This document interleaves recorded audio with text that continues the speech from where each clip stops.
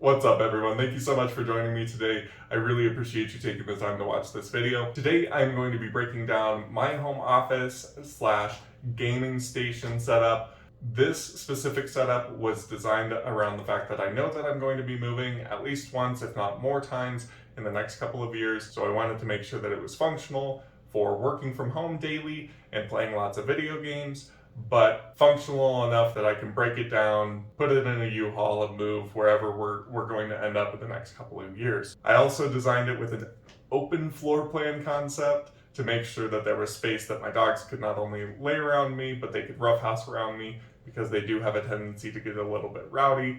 I didn't want them to tear apart any of my plants. I also didn't want them knocking things over or continually knocking into things.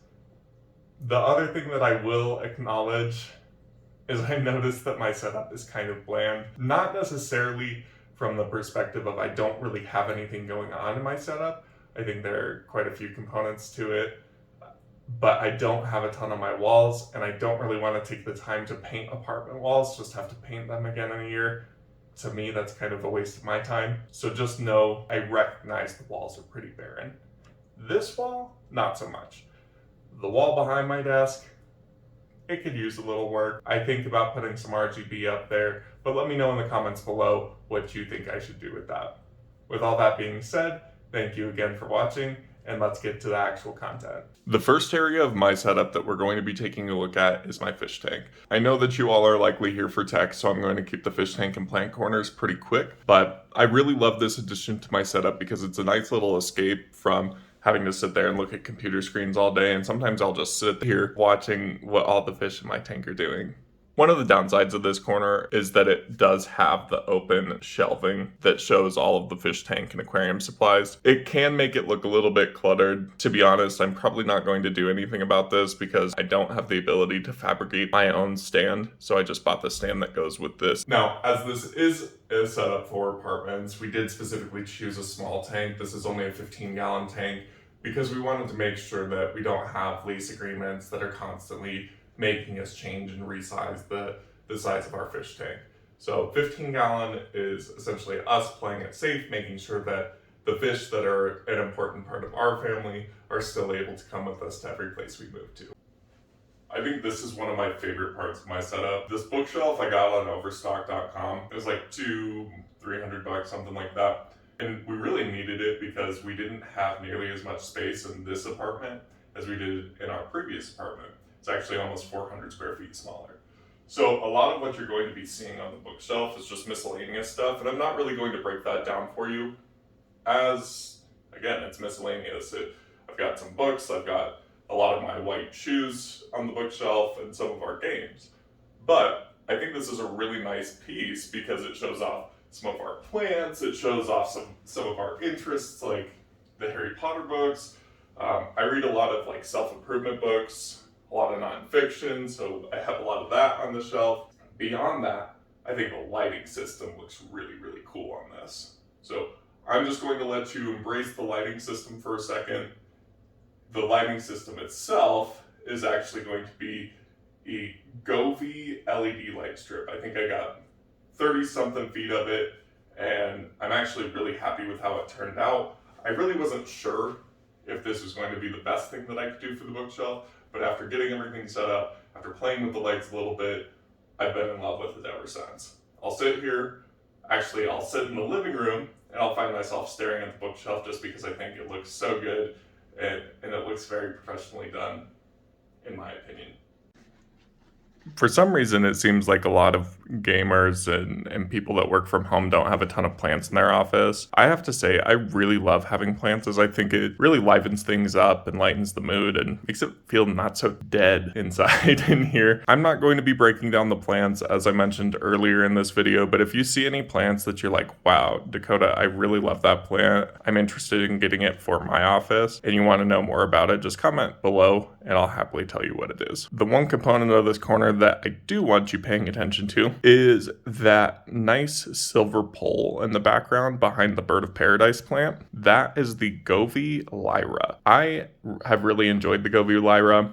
I think it's really intuitive, really easy to use. I did a lot of research prior to buying it, and it had Nothing but good feedback. This video doesn't really do it justice. I always have the light facing the corner, and it gives a nice soft glow. I think the video really saturates that glow and it makes it look just not nearly as good as it does in person. So keep that in mind when you're watching through this. On my second desk, we have the LG C10. Now, I love this TV and I actually recently did a 2-year review on it. So if you're interested in my thoughts and the experience that I've had with it, I'll link the video. We do have an LG C1 out in our living room, if that tells you anything about how much we really enjoyed this TV. Next to my LG C10, we have the PS5 disc edition, and you'll see a few controllers. It used to just have the red and the white one, but both of those got really bad stick drift. I don't know from overuse, or I really am not hard on much of my stuff, at least I don't think. But I had to send both of them to Sony to get the stick drift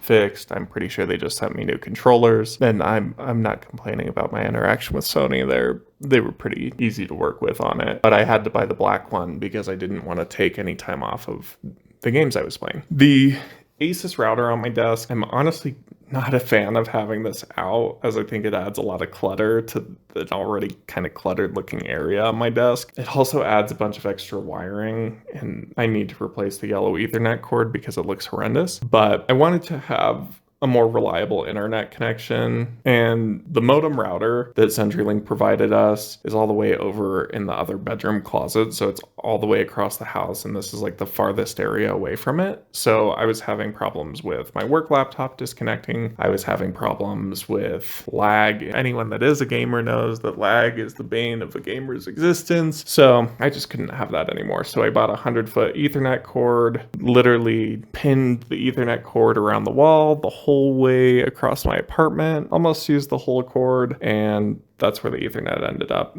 It's nice having a little bit of RGB lighting, but I'd be totally okay with hiding that somewhere. I've thought about the underside of the desk, but it seems like it'll be a pain to mount.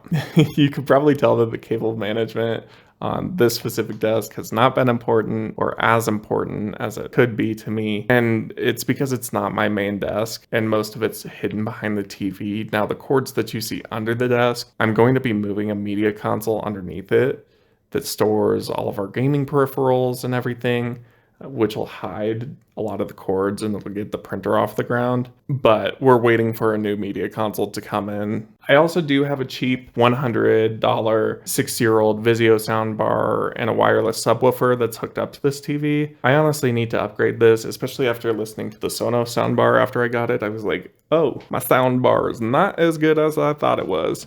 One component of my setup that I forgot to mention is that I have a Nintendo Switch hooked up to my LG C10. If I'm being honest, I don't play my Switch nearly as much as I should lately. When we play the Switch, typically we're playing on Sydney's Switch, and we're playing that on the living room TV, probably playing some Mario Kart or playing Mario Party together. I admittedly have not played nearly enough of this game. I tired myself out because I was shiny hunting, and so I really just haven't played this one. But I am looking forward to playing this. Sydney played it, she really loved it, so I definitely need to pick it up and take the time to enjoy it. Thank you all so much for watching until this point in the video. Now we're going to get to the fun part where we actually go and break down my main setup. Now, there's not a ton that goes into this, but I'm really excited to show you what the main components of my daily driver is. With all that said, let's get into it. I'm really not going to go into detail on this corner of my setup because this is just my work laptop, and to be honest, I wouldn't really recommend this laptop to anybody. At least it's not what I would buy for myself. So we're going to skip right into the next section. The next few pieces of my setup that we're going to be focusing on are my Acer Predator monitor, my Logitech Brio webcam, my Ergotron LX arm, and the SteelSeries headset that I'm using. I chose the Acer Predator monitor because, as you all saw, I already have an LG C10, so I can use a super nice 4K TV if I really want to as another monitor for my setup. One limitation of having the LG C10 is that it's only 120 Hertz. And when I bought my gaming PC, I was really hoping to get better specs than I was actually getting out of my PS5. What that means is I wanted to get a higher frame rate. The Acer Predator that I bought actually goes up to 270 Hertz at 1440p. So I took a slight hit on the actual aesthetics of it, because I know that if I really want to play a game and have it look fantastic, I'll just switch over to the HDMI cord that's plugged into the back of the TV. If I really want to go for performance, I'm going to be playing on my Acer Predator and really getting those high frame rates that I was seeking. Now we're going to be moving on to my SteelSeries Arctis 7P. Now, I had initially purchased these back when I was on the hunt to get my PS5, but I've used these for an Xbox Series X, a PS5, my PC, and they've really performed well for me. The only qualm I have with them is if I wear them for more than, 3 hours, they start to hurt my ears. Maybe it's my sign that I need to get up and walk around a little bit. But the sound quality is pretty good. Typically in like first-person shooter games such as Call of Duty, I'll be able to hear footsteps that my friends using like $50 headsets can't hear. I didn't realize how much I spent on these because I bought these so long ago. Apparently they were over $200. I've been considering getting new headphones. That's more so a desire to change and try something new, not necessarily because these need replaced. I don't use these for video editing or anything like that. So if you all have great headphones that you like for not only gaming and for editing, please let me know in the comments below and I will happily take a look at them and consider buying them. This is what the headset looks like on. I really can't hear much when these are on. My girlfriend will gladly attest to that, the amount of times that she's talked to me while I'm wearing my headphones and I sit there and I'm like, what? Is pretty high. So overall, very high quality, pretty easy to take apart and clean if you need to. The ear pieces pop right off, and honestly, you could probably throw them in the wash. I haven't done that to be quite frank, but one of the most important things to me with this setup was making sure that it would go tall enough that I could actually work from it while having the desk standing. I'll show you that here in a second, but one of the key components of that was getting this monitor arm. Now, this monitor arm served more benefits than I realized, as I can now get the monitor high enough that I can sit with somewhat decent posture and not look like Quasimodo, but I can also have a bunch of extra space on my desk. I didn't realize how much space that this monitor stand was taking up initially, but it was a massive amount. So now this has freed up the complete underside of my desk, and I have a lot more where, as I'm sure you probably noticed throughout the videos, I have a lot more space where I can put miscellaneous objects or things that I'm working on. But that said, this monitor mount is really nice and it's really convenient because I can swivel things around as need be. It's really easy for me to move. I can move it up, I can move it down.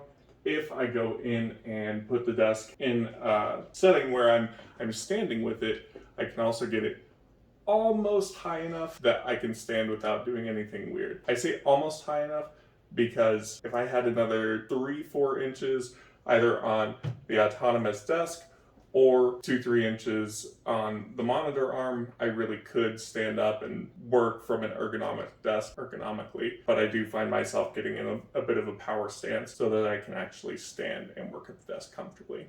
This little section isn't super exciting. This is just an Echo Dot that I don't even have plugged in because we have an Echo Show in the kitchen and I just really don't have any need for that Echo Dot. That chapstick that you see right here, this Dr. Dan's Quarter Bomb, this is so good.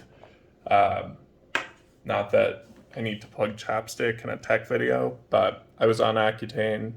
My doctor recommended that. I've never looked back. Love it. So good. My girlfriend steals it from me all the time. To the left of that, you'll see my wireless charger. Right now I'm charging my Sony super memorable name headphones on it. I use that every single day. It was just a promo thing that came with Galaxy Note 10, I think, that I had purchased.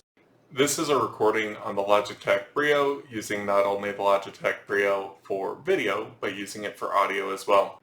One of my favorite components of this camera is the fact that you get a wide-angle lens. I think that's really nice to be able to expand it out so you can see the entire background behind me. You will notice that the audio is kind of tinny on this, so I typically don't use it when I'm actually recording videos, but I did want to show you what the stock microphone does sound like on this. I've actually already done a review on the PC that's in my setup, and I'll have it linked in this video. But the PC I have running this setup is the PowerSpec G470 by Micro Center. Now, I've had a fantastic experience with this PC. I really haven't had many, if any, problems with it. If you want to watch the more detailed breakdown, please go ahead and watch that video where I go a lot more in depth. But just to give you a brief synopsis on the PC itself, it has a 3080 Ti GPU, an Intel i9 CPU, and it has about 64 gigabytes of RAM, and I think 3 terabytes of storage, but I also have an external hard drive that has another 4 terabytes of storage so that I can do all of this video editing. The last 3 things that we're going to be reviewing on my desk are the keyboard, the mouse, and the mouse pad. So getting started, we are going to be looking at the keyboard. This is the white Logitech G915 TKL. This keyboard I purchased because I wanted a nice premium keyboard. I wanted something wireless because I cannot stand having wires on my setup, despite what you might believe with what's going on behind my setup, which admittedly does drive me nuts. I will show a quick audio clip and visual of me typing with this keyboard.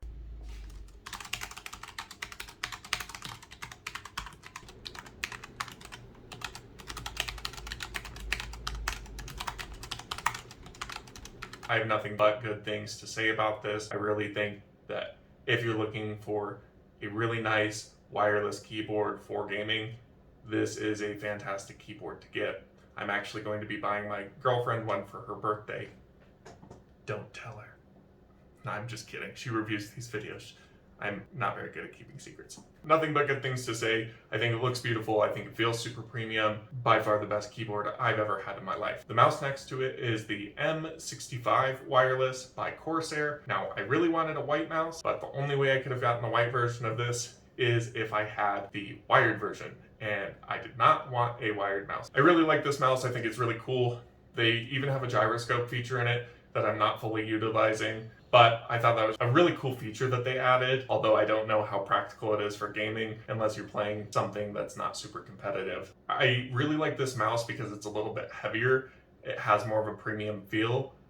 I'm not a huge fan of the ultralight mice because I feel like I could break them at any instant. And honestly, they feel like they're made with really cheap plastic, whereas this is really soft to the touch and it just feels really nice and sturdy in your hand. My only qualm with it is that they only have one LED light in it, and I don't know, I just think it looks kind of tacky just having color cycle on it, and even just one solid color. I think it'd be really cool if they went in and made it a little bit more like Logitech's keyboard that has a bunch of different LEDs where there's pretty much full customization. I don't have just one qualm with the mouse, I have 3. So the first was the LED lighting. The second is that IQ doesn't do a good job of showing the battery life. It doesn't do it as a percentage, just says high, medium, I think low. Almost never catch it on low because it goes high for like a week and then it's on medium for like 2 or 3 days, and then it just dies. That's really annoying, and I really hope Corsair fixes that. That happens to me sometimes while I'm gaming, and it just happened to me while I was making this video,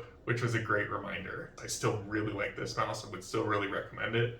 I just hope with future renditions of this mouse, Corsair fixes that problem because it's pretty annoying. The last issue that I had with this mouse is that when I first got it, I went ahead and put all the weights that came with it in the mouse right away just because I wanted that heavier duty mouse. A few months later, I did want to try it with no weights in it, and it is so incredibly hard to get the weights out. I was almost slamming my mouse on my desk. Obviously, I was trying not to do that, to try to get some of the weights out, and I think I ended up only getting 1 out, maybe 2. Is that the worst thing? No. Again, not enough to stop me from buying it, but something you should know. Moving on, SteelSeries Prism Quick XL, another memorable name. I like this mousepad for the most part. As you probably guessed, my biggest qualm with it is that the wire is awful. It'd be really nice if SteelSeries could make this wireless with a rechargeable battery.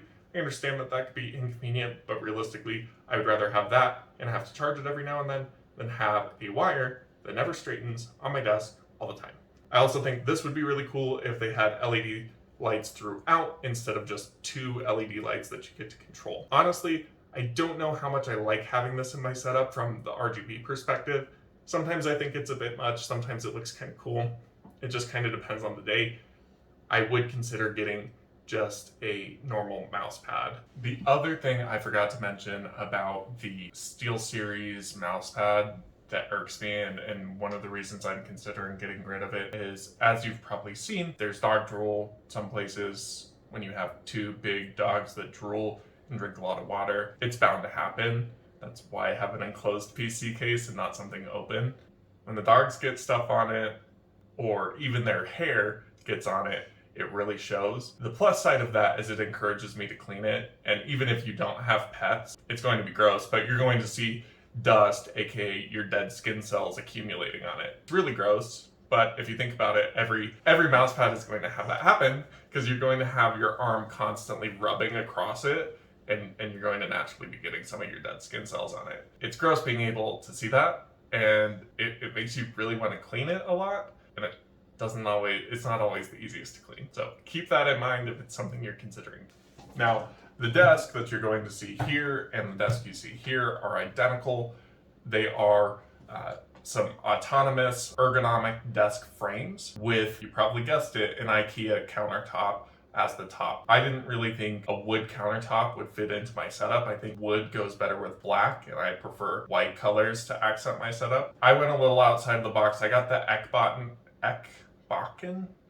I don't know. I'm not Swedish. Ekbakken, I think, the concrete countertop. I was originally going to go white and just try to have a really all-white setup, but one thing about me is I don't like wearing white with white shorts or black with black shorts, because I find that it's really hard to pair things so that the shades of the colors aren't different. And if I had a white countertop that was slightly different than my white frame, it would drive me nuts every single day. Way more crazy than these cords could ever drive. Overall, I really like the autonomous standing desk.